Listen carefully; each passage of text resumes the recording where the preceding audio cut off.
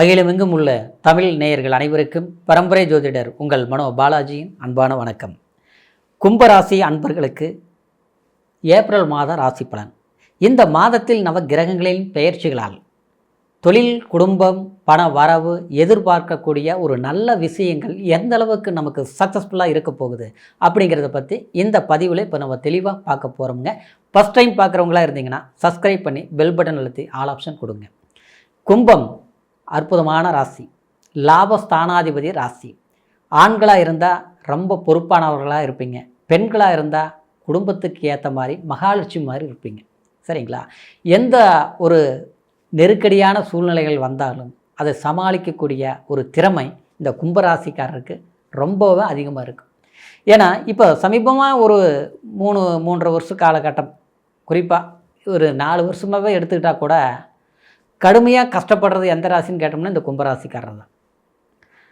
எல்லாரும் மேலே அன்பு வைப்பீங்க, ஏமாற்றத்தை சந்திப்பீங்க, ரொம்ப உழைப்பீங்க, ஆனால் அந்த இடத்துல நல்ல பேர் கிடைக்கிறது இல்லை. சொந்த பந்தம் வேணுமென்ட்டு விரும்பி போவீங்க, எல்லாம் பார்த்து பண்ணுவீங்க, ஆனால் அங்கே நமக்கு சொன்ன மாதிரி எல்லாருக்கும் கிடைக்கிற மதிப்பு மரியாதை நமக்கு கிடைக்கிறது இல்லை. இப்படி இருந்தாலும் அதை பற்றி நீங்கள் பெருசாக எடுத்துக்கிறது இல்லை. அதுதான் உங்களுடைய ப்ளஸ். சரிங்களா? கஷ்டமாக கடந்து போகும். மற்றவங்க மதிக்கலையா, கவலையே வேண்டாம், பார்த்துக்கலாம், ஒரு நாளைக்கு புரிஞ்சுக்குவாங்க. இன்னொன்று பார்த்தோம்னா உழைப்பு, வேலை, இதில் கொஞ்சம் பிரச்சனை இருந்துகிட்டே இருக்குது. எப்போ பார்த்தாலும் சொந்த தொழில் பண்ணுறவங்களுக்கு தொழில் வளர்ச்சி இல்லை, நல்லா போய்ட்டு இருந்தது தான். ஆனால் இப்போ பார்த்தோம்னா கொஞ்சம் சமீபத்தில் இருந்து கொஞ்சம் பிரச்சனைகள் கொடுத்துட்ருக்குது. ஆனால் போட்ட முதலீடு கூட சரியான முறையில் ஈடுகட்ட முடியலைங்கிற ஒரு சூழ்நிலை. வேலைக்கு போய்ட்டு இருந்தவங்களுக்கு இடம் மாற்றங்கள் பண்ணுற அளவுக்கு ஆகிப்போச்சு. வேலையில் பிரச்சனைகள் வந்திருக்கு. சரிங்களா? நாம் கடுமையாக உழைச்சிருந்தாலும் சிறப்பாக இருந்தாலும் ஆனால் அந்த இடத்துல ஏதோ ஒரு காரணத்தினால இந்த வேலை போச்சு, இன்னொரு பக்கம் வேலைக்கு போகணும், அங்கே போனாலும் அங்கேயும் கொஞ்ச நாள் தான், மறுபடியும் பார்த்தா இந்த மாதிரி இப்படியெல்லாம் நடந்துகிட்ருக்கு. இன்னொன்று பார்த்தோம்னா ஜென்மத்தில் ராகு, மனசே ஒரு படபடப்பு. சரிங்களா? ஆரோக்கியத்திலேயே ஒரு செலுசெலுப்பு இல்லை மாதிரி. சரிங்களா? இன்னொன்று பார்த்தோம்னா குடும்ப சனி வேறு நடந்துட்டு இருந்தது இல்லையா? அது மட்டும் இல்லாமல் இந்த சனி 2ஆம் இடத்துல இருக்கிற போது பணம் பார்த்தோம்னா ஏதாவது ஒரு விதத்தில் விரயங்கள் அதிகமாகிடுச்சுட்டும். அதனால் நான் சொல்கிறது என்னென்னா, வீடு கட்டுறது, இடம் வாங்குறது, சுப செலவுகள் ஏதாவது ஒன்று பண்ணுங்க. இல்லைன்னா ஹாஸ்பிட்டல் செலவு வரும் இல்லையா? அடுத்தவங்ககிட்ட பணம் கொடுத்தோம்னா கை வந்து சேராது. கடன் வாங்குவோம், கம்மியாக வாங்குவோம், மறுபடியும் போனோம்னா மறுபடியும் இன்னொரு பக்கம் வாங்குற மாதிரி வரும். அதனால் சுப செலவுகள் ஏதாவது பண்ணுங்கள். வண்டி வாகனங்கள் தயவு செய்து வாங்க வேண்டாங்க. இருக்கிற வண்டி வாகனத்தை வச்சு ஓட்டிக்கலாம். சரிங்களா? அடிக்கடி ஃபால்ட்டு வருதா, கொஞ்சம் ரெடி பண்ணிக்கலாம். ஆனால் புதுசாக ஒன்று வாங்கலாம் அப்படிங்கிறது வேண்டாம். ஏன்னா இதுக்கு முன்னால் அப்படியே ஒன்று பண்ணியிருந்தாலும் அதுலேயும் திருப்தி இல்லாமல் தான் இருக்கும். ஒரு இடமே வாங்கினாலும் அது எல்லாருமே நல்ல ரேட்டுக்கு போகும், நாம் வாங்குறது அது ஒன்றும் சரியில்லை. அப்படியே விற்கலானாலும் 10 ரூபா போகிற பொருள் 5 ரூபாய்க்கு போகுது. விற்றும் எதுவும் புரோஜனம் இல்லாமல் இழந்தது அதிகமாகி போச்சு, கடன்காரனானதான் மிச்சமாகி போச்சு. இப்படிலாம் மனசில் இருக்கும். 10 ரூபா இருக்கிறவன் 50 ரூபா வேலை செய்வான். நம்மக்கிட்ட 50 ரூபா இருந்தால் கூட 10 ரூபா வேலை செய்ய முடியாது.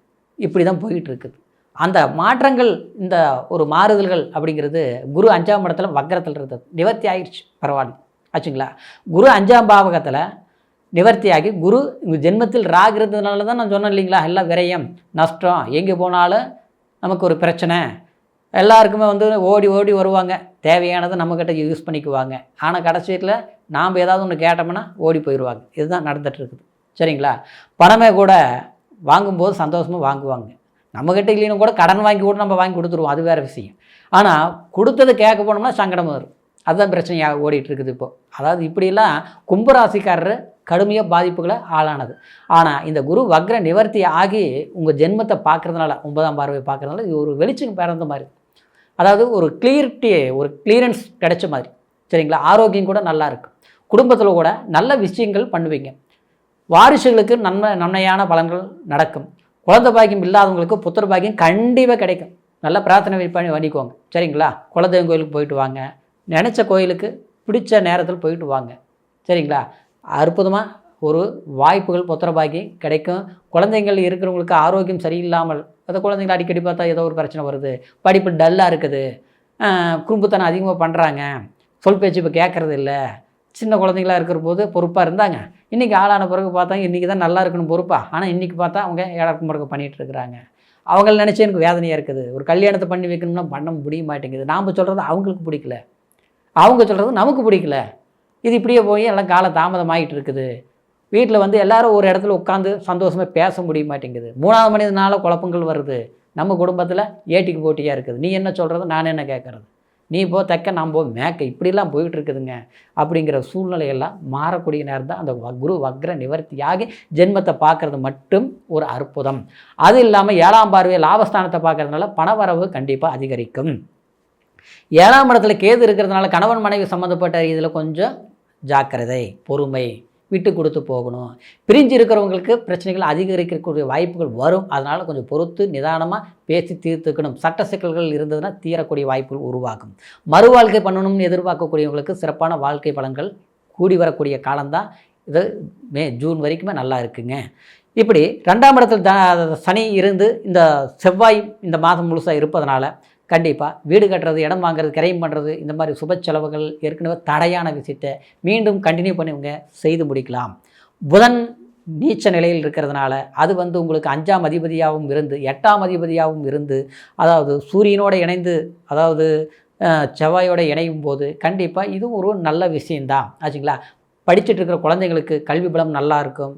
பத்திரம், ரிஜிஸ்ட்ரு சம்மந்தப்பட்ட இதில் கொஞ்சம் கவனமாக இருக்கணும். கொடுக்கல் வாங்கல கொஞ்சம் கவனமாக இருக்கணும். சனி பகவானை பிரார்த்தனை பண்ணிக்கோங்க. திருநள்ளாறு போயிட்டு வாங்க. முடியலன்னா பக்கத்தில் இருக்கிற சனீஸ்வரர் கோயிலை வழிபாடு பண்ணுங்க. கண்டிப்பாக ஆஞ்சநேயர் கோயிலுக்கு போயிட்டு வாங்க. இதெல்லாம் நெய் தீபம் ஏற்றுங்க சனிக்கிழமை நாளில். கண்டிப்பாக இந்த பண கஷ்டம், மன கஷ்டம், கூட இருந்து ஏமாற்றி அன்பை செலுத்தி நம்மளை துரோகம் பண்ணவங்களுக்கு கண்டிப்பாக எல்லாமே அவங்கவுங்க திருந்துவாங்க. நம்மளோட ஒத்துழைப்பு கொடுப்பாங்க. சில சந்தோஷங்கள் கண்டிப்பாக மனசுக்கு மகிழ்ச்சியான சில விஷயங்கள் நடக்கும். சரிங்களா.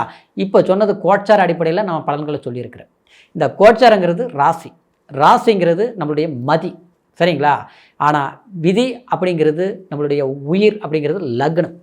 அப்போது பிறப்பு ஜனன ஜாதகத்தில் தான் நம்மளுடைய யோகங்கள் என்ன, சாதகமான காலங்கள் எது, நம்மளுடைய வாழ்க்கையில் நம்ம எப்படி இருக்க போகிறோங்கிறது ஒரு கண்ணாடி மாதிரி. நம்ம முகத்தை பார்த்தோம்னா கண்ணாடியில் எப்படி தெரியுதோ, நம்ம எப்படி சரிப்படுத்திக்கிறோமோ அந்த மாதிரி நம்மளுடைய ஜாதகம், நம்மளுடைய வாழ்க்கையை இந்த மாதிரி தான் இருக்குங்கிறது நம்ம ஒரு அளவுக்கு கணிக்க முடியும் ஜாதகத்தை பார்த்து. அப்போது இது நல்ல நேரமா, ஓகே இப்படி பண்ணலாம், இது கெட்ட நேரமா, கொஞ்சம் அப்படி பண்ணலாம் அப்படிங்கிற நம்ம திருத்திக்க முடியும். சில பிரிவுகள், சில அன்புகள், சில ஏமாற்றங்கள் அதெல்லாம் ஏன் ஏற்படுது அப்படிங்கிறதெல்லாம் நம்ம பிறப்பு ஜனன ஜாதகத்தில் இருக்கக்கூடிய திசாபுத்தி பொறுத்து தான் அது அமையும். சரிங்களா. பூர்வீகத்தில் சொத்து இருக்கும், நம்ம அங்கே இருக்க முடியாது. வெளிநாடு வந்திருப்போம், இங்கேயும் கஷ்டப்பட்டுட்டு இருப்போம், எவ்வளோ சம்பாரித்தோம் மிச்சம் இல்லை ஆச்சுங்களா.